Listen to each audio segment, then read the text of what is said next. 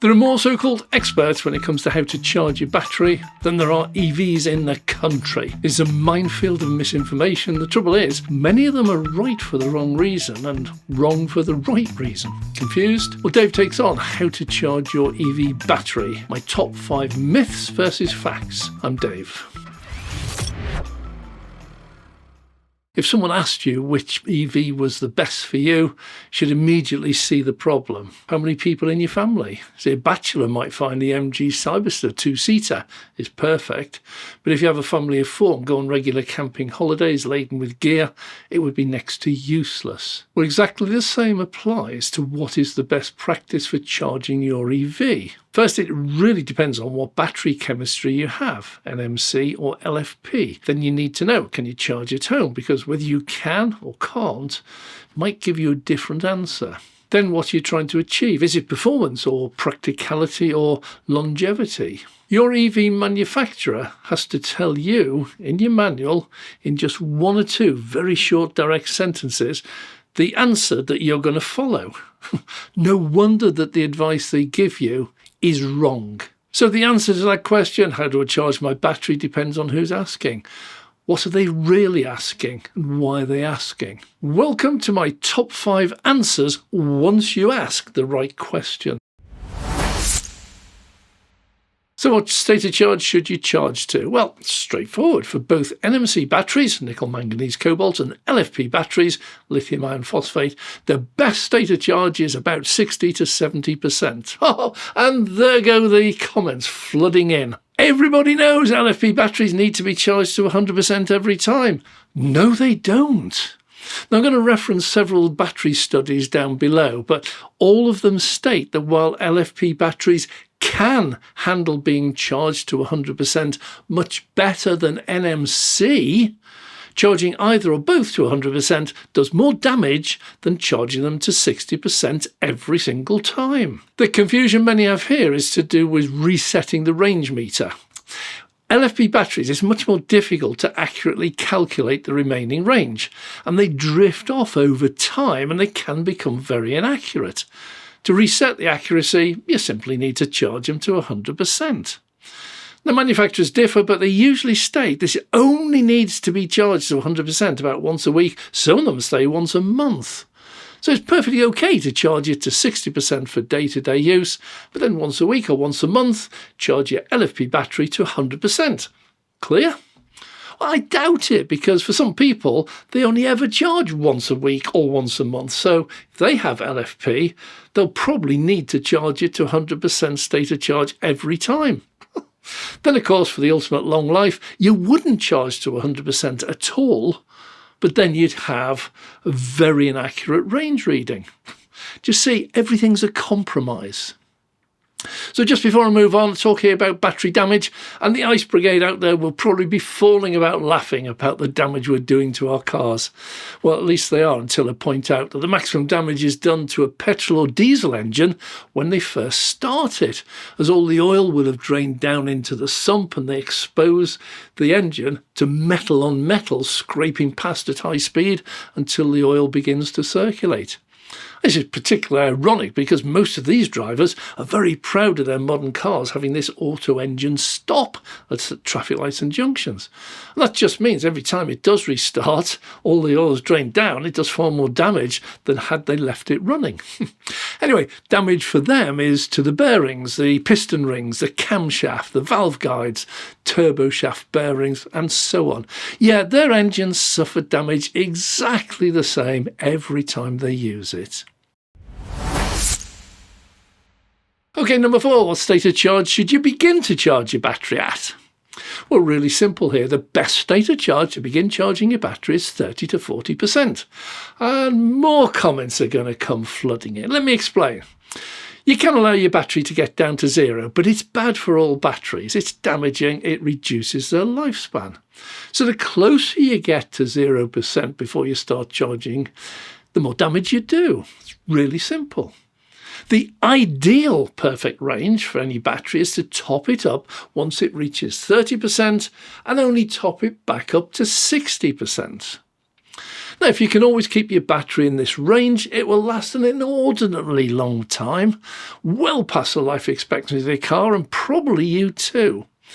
But you'll be stopping every few dozen miles to top up that little bit. So in reality, nobody ever does this. It'll spoil the enjoyment of driving. But you did ask which was best. So you've got to balance best with practicality. So the realistic answer is top up whenever practical once your battery stated charge drops near or below 30%. Now, number 3, do you leave your EV plugged in all the time? Now, here, NMC and LFP have very different answers. The NMC nickel, manganese, cobalt batteries should be plugged in all the time, and they positively love little top-ups whenever they can. Of course, set your state of charge to 60 or 70%, but plug it in every time you get back to just top it back up if you can charge at home or at a public charger nearby to your home. Now, LFP batteries, on the other hand, possibly hate these little top-ups. They do a huge amount of harm, and they very much prefer to get a massive 100% full charge very infrequently.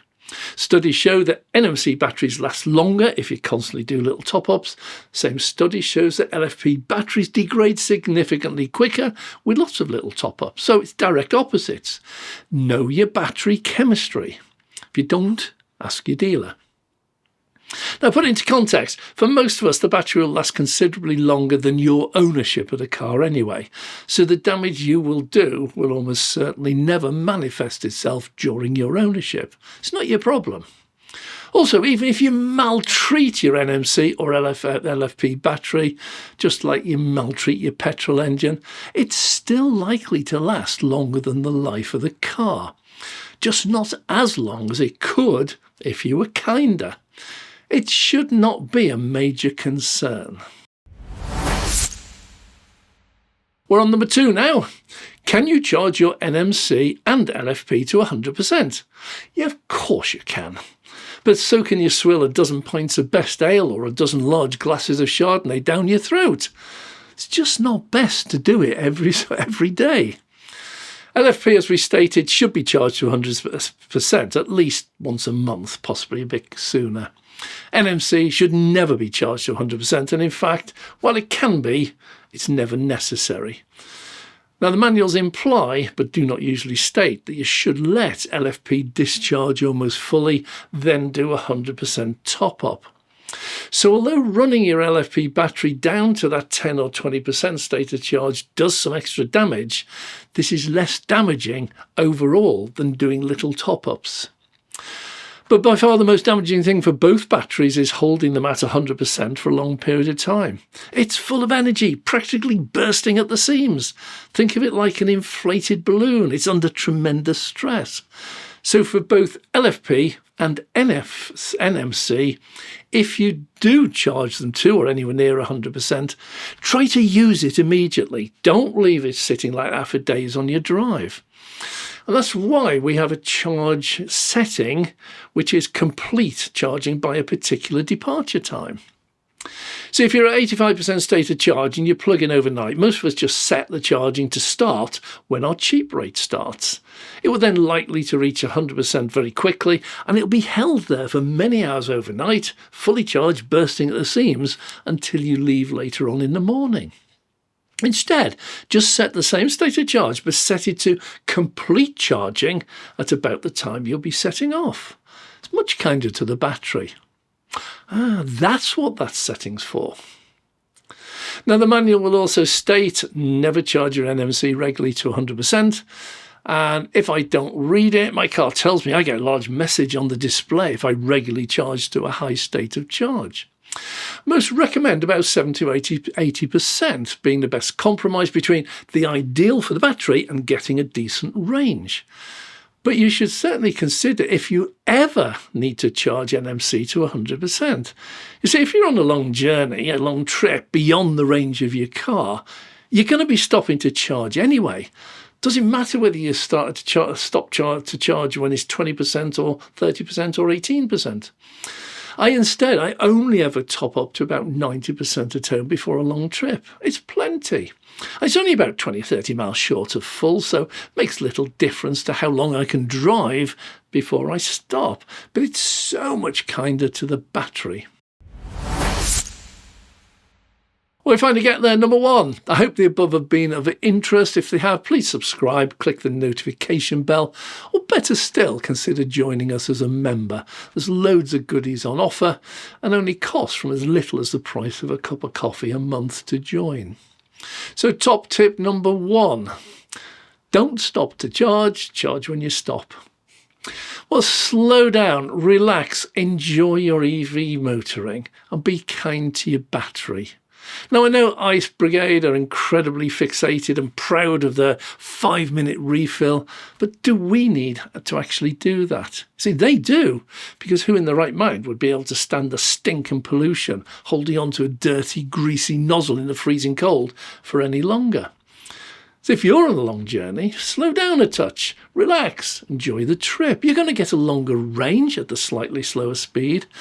And then make a deliberate point of stopping every few hours to have a stretch, toilet break, water the dog, get the kids a Happy Meal, grab a coffee or cold drink, and give your EV a quick top up at the same time. It'll be so much kinder to your battery rather than running it down to zero to get the maximum range. Doing it this way, you never have to worry about your state of charge getting down to before you stop, or more importantly, how much you can cram in before you can leave, because you simply set off when you're ready. It will also, dare I say it, be kinder to the driver and the passengers as well. Or is that just me getting old? I'm Dave.